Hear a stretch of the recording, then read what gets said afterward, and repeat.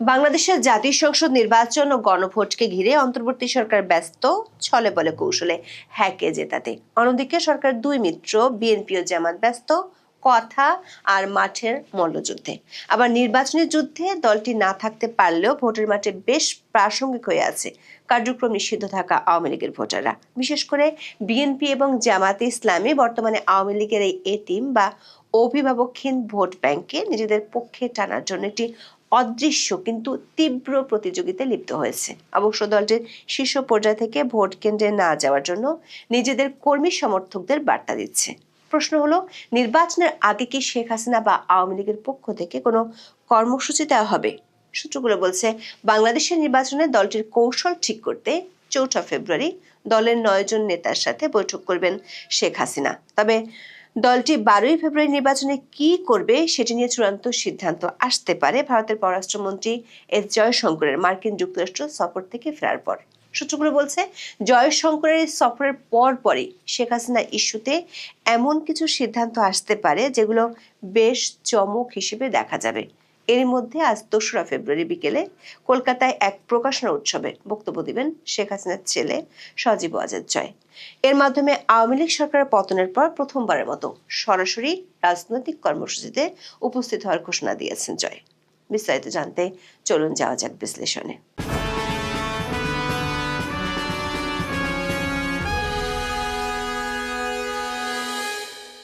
Nobel বিজয়ী অধ্যাপক ইউনূসের নেতৃত্বাধীন অন্তর্বর্তীকালীন সরকার বাংলাদেশের ত্রয়োদশ জাতীয় সংসদ নির্বাচন ও গণভোট অনুষ্ঠানের ঘোষণা দিলেও দেশটির প্রাচীনতম দল আওয়ামী লীগকে এই প্রক্রিয়া থেকে বাইরে রাখা হয়েছে। সন্ত্রাস বিরোধী আইনের অধীনে দলটির রাজনৈতিক কার্যক্রম সাময়িকভাবে নিষিদ্ধ করার ফলে তারা এবারের নির্বাচনে অংশ নিতে পারছে না। দেশীয় ও আন্তর্জাতিক নানা মহল থেকে এ নিয়ে উদ্বেগ জানালেও অন্তর্বর্তী সরকার আপাতত নিজেদের সিদ্ধান্তে অটল।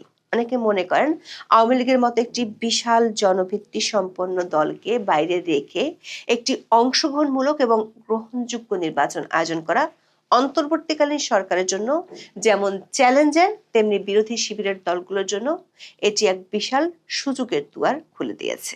বিশেষ করে বিএনপি এবং জামাত ইসলামী বর্তমানে আওয়ামী লীগের ভোট ব্যাংকে নিজেদের পক্ষে টানার জন্য উঠে পড়ে লেগেছে। কয়েকদিন আগেও যাদের মুখে আওয়ামী লীগ বিরোধিতার জয়গান ছিল, তারা এখন আওয়ামী লীগের সাপোর্টারদের অভয় দিচ্ছেন। ২০২৪ সালের ৫ই আগস্টের পর থেকে দলটির অধিকাংশ নেতা হয় কারাবন্দী, নয়তো আত্মগোপনে রয়েছেন। আর সভানেত্রী শেখ হাসিনা দিল্লি থেকে দলের রাজনৈতিক নিয়ন্ত্রণ নিজের হাতে রেখেছেন। কয়েকদিন আগে দৈনিক প্রথম আলোতে প্রকাশিত এক খবরে বলা হয়, গত ২১শে জানুয়ারি যুক্তরাজ্যের আওয়ামী লীগের একটি উচ্চ পর্যায়ের প্রতিনিধি দল দিল্লিতে শেখ হাসিনার সাথে সাক্ষাৎ করেছেন।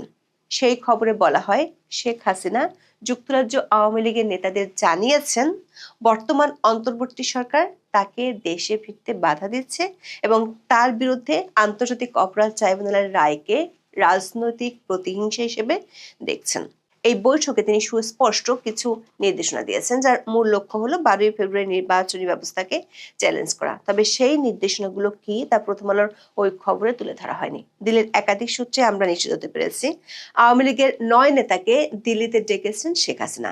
আগামী ৪ ফেব্রুয়ারি তাদের সাথে বৈঠক হওয়ার কথা রয়েছে। সাবেক স্বরাষ্ট্রমন্ত্রী আসাদুজ্জামান খান কামাল ও সাবেক মন্ত্রী জাহাঙ্গীর কবির নানক এই বৈঠকে থাকবেন। এই ৯ নেতা ২রা ফেব্রুয়ারি কলকাতা থেকে দিল্লির উদ্দেশ্যে রওনা দিবেন। সূত্রগুলো বলছে, ১২ই ফেব্রুয়ারি নির্বাচন উপলক্ষে বাংলাদেশে থাকা আওয়ামী লীগের নেতাকর্মীদের উদ্দেশ্যে করণীয় কি হবে তা নিয়ে বৈঠকে আলোচনা হবে। নির্বাচনের তফসিল ঘোষণার আগে শেখ হাসিনা একাধিক বিদেশি সংবাদ মাধ্যমে সাক্ষাৎকার দিয়ে নির্বাচনে অংশ নেওয়ার কথা এবং আওয়ামী লীগের উপর নিষেধাজ্ঞা তুলে নেওয়ার আহ্বান জানিয়েছিলেন। কিন্তু সরকার আওয়ামী লীগকে নির্বাচনে অংশ নিতে না দেয়। এরই মধ্যে শেখ হাসিনা তার দলের নেতাকর্মীদের উদ্দেশ্যে অডিও বার্তায় ভোট বর্জনের বার্তা দিয়েছেন। আওয়ামী লীগের পক্ষ থেকে অনলাইনে no vote no vote campaign চালিয়ে যাচ্ছে। দলটির একাধিক সূত্র বলছে, দলের হাই কমান্ড থেকে এমন বার্তা পেলেও বাংলাদেশের তৃণমূল পর্যায়ে পরিস্থিতি অনেক ভিন্ন। দেশে থাকা অনেক নেতাকর্মী সহ সংখ্যালঘু অনেক ভোটারকে আতঙ্কের মধ্যে থাকতে হচ্ছে। সেক্ষেত্রে তারা যদি ভোট দিতে কেন্দ্রে না যায়, তাহলে নির্বাচন পরবর্তী সময় তাদের উপর জুলুম নির্যাতন হতে পারে। এই মুহূর্তে আওয়ামী লীগের ভোটারদের কনভিন্স করতে বিএনপি এবং জামাত দুই দলই আদা জল খেয়ে নেমেছে।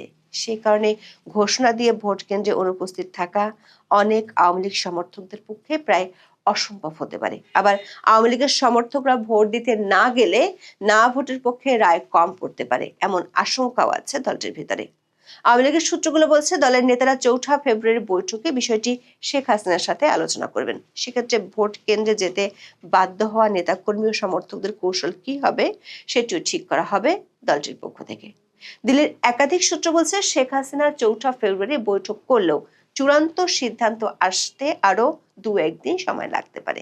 ৪ ফেব্রুয়ারি মার্কিন যুক্তরাষ্ট্র সফরে যাবেন ভারতের পররাষ্ট্রমন্ত্রী এস জয়শঙ্কর।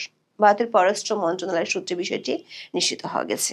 এটি হবে ট্রাম্প প্রশাসনের নতুন পররাষ্ট্রমন্ত্রী মার্কো রুবিওর সাথে তার প্রথম আনুষ্ঠানিক সাক্ষাৎ। এই সফরের আনুষ্ঠানিক মূল এজেন্ডা হলো ক্রিটিক্যাল মিনারেলস মিনিস্ট্রিয়াল বা গুরুত্বপূর্ণ খনিজ সম্পদ বিষয়ক বৈঠক। তবে এর আড়ালে বাংলাদেশের রাজনৈতিক সংকট হবে অন্যতম প্রধান আলোচনার বিষয়। জয়শঙ্কর ওয়াশিংটনে মার্কো রুবিওর কাছে বাংলাদেশের বর্তমান অন্তর্বর্তীকালীন সরকারের কর্মকাণ্ড এবং ১২ ফেব্রুয়ারি নির্বাচনের গ্রহণযোগ্যতা নিয়ে ভারতের উদ্বেগের কথা তুলে ধরতে পারেন, এমন ইঙ্গিত পাওয়া গেছে দিল্লিতে মার্কিন রাষ্ট্রদূত এবং ট্রাম্পের বিশেষ দূত সার্জিও গোরের সাথে এস জয়শঙ্করের বৈঠকের পর। গত ২৯ জানুয়ারি নয়াদিল্লিতে এই বৈঠকটি অনুষ্ঠিত হয়। বৈঠক পরবর্তী টুইট এবং বিবরণে প্রতিরক্ষা, বাণিজ্য এবং খনিজ সম্পদের কথা উল্লেখ থাকলেও কূটনৈতিক সূত্রগুলো নিশ্চিত করেছে দক্ষিণ এশিয়ার আঞ্চলিক নিরাপত্তা এবং বিশেষ করে বাংলাদেশের আসন্ন নির্বাচন নিয়ে সেখানে বিস্তারিত আলাপ হয়েছে। জয়শঙ্কর সার্জিও গোরকে এই বার্তা দিয়েছেন বাংলাদেশের চরমপন্থী শক্তির উত্থান ঠেকাতে একটি স্থিতিশীল গণতান্ত্রিক প্রক্রিয়া প্রয়োজন, যেখানে সকল পক্ষের অবস্থান নিশ্চিত হয়। ট্রাম্প প্রশাসনের সংখ্যালঘু সুরক্ষার প্রতি আগ্রহ এবং বাংলাদেশে হিন্দুদের উপর কথিত হামলার বিষয়গুলো এই আলোচনায় স্থান পেয়েছে। সূত্রগুলো বলছে জয়শঙ্কর ভারতে ফেরার পর শেখ হাসিনা ইস্যুতে এমন কিছু সিদ্ধান্ত নিতে দেখা যেতে পারে যেগুলো গত ১৮ মাসে দেখা যায়নি। সংশ্লিষ্টদের ধারণা, যুক্তরাষ্ট্র ভারতের সমীকরণ এক বিন্দুতে পৌঁছালে শেখ হাসিনা প্রথমবারের মতো প্রেসের মুখোমুখি হতে পারেন। যদি ১২ ফেব্রুয়ারি বাংলাদেশে নির্বাচন হয় তাহলে সেটি হয়তো নির্বাচনের পরপরই হতে পারে। পাশাপাশি ভারতে থাকা আওয়ামী লীগের নেতাদের বাংলাদেশে ফিরে রাজনীতিতে সক্রিয় হওয়ার নির্দেশনাও দেয়া হতে পারে। এরই মধ্যে প্রথমবারের মতো সরাসরি রাজনৈতিক কর্মসূচিতে উপস্থিত হওয়ার ঘোষণা দিয়েছেন শেখ হাসিনার ছেলে সজীব ওয়াজেদ জয়। ভারতের কলকাতায় সত্যজিৎ রায় মিলনায়তনে সোমবার বিকেল 4:30টায় একটি বইয়ের মোড়ক উন্মোচন উপলক্ষে তার বক্তব্য দেওয়ার কথা রয়েছে। সাবেক সংসদ সদস্য স্বপন দাশগুপ্তের সঞ্চালনায় সোমবার যে অনুষ্ঠানে জয়ের বক্তব্য দেওয়ার কথা রয়েছে সেখানে ভারতের একাধিক রাজনৈতিক নেতাও অংশ নেবেন বলে আয়োজকরা জানিয়েছেন। ২০২৪ সালের ৫ই আগস্ট শেখ হাসিনা ভারতে আশ্রয় নেওয়ার পর গণমাধ্যম ও সোশ্যাল মিডিয়ায় সক্রিয় উপস্থিতি থাকলেও আওয়ামী লীগের কর্মসূচিতে সজীব ওয়াজেদকে সেভাবে দেখা যায়নি। আন্দোলনের মুখে আওয়ামী লীগ সভানেত্রী শেখ হাসিনা এর মধ্যে ভারতে আশ্রয় নিয়ে দেশের রাজনীতির মাঠে অনুপস্থিত। গত হয়েছেন বিএনপি চেয়ারপারসন খালেদা জিয়াও। অবস্থায় লন্ডনে নির্বাসিত জীবনের ইতি টেনে দৃশ্যপটে খালেদা জিয়ার ছেলে তারেক রহমান হাজির হলেও আওয়ামী লীগের পক্ষ থেকে এমন কাউকে এখনো দেখা যায়নি। সাম্প্রতিক সময়ে আন্তর্জাতিক গণমাধ্যমের বেশ কয়েকটি সাক্ষাৎকারে দলের বিরুদ্ধে ওঠা নানা অভিযোগ খণ্ডন করে ইতিমধ্যে আওয়ামী লীগের মুখপাত্র হয়ে উঠেছেন সজীব ওয়াজেদ জয়। জল্পনা কল্পনা রয়েছে আগামী দিনের আওয়ামী লীগের ভার শেখ হাসিনা ছেলের কাঁধেই দিতে যাচ্ছেন। সেটি হতে পারে প্রকাশ্য কোনো সংবাদ সম্মেলনের মাধ্যমে, তবে সবকিছু নির্ভর করছে অনেক যদি ও কিন্তুর উপরে। বিশেষ করে আন্তর্জাতিক শক্তিগুলোর নানা সমীকরণ কতটা দ্রুত এক বিন্দুতে পৌঁছাতে পারে তার উপর। সেটি হলে খুব শিগগিরই বেশ কিছু নাটকীয়তা অপেক্ষা করছে বাংলাদেশের রাজনীতিতে। এখন এ পর্যন্ত সবাই ভালো থাকুন, সুস্থ থাকুন, নিরাপদে থাকুন। দেখা হবে আগামী পর্বে।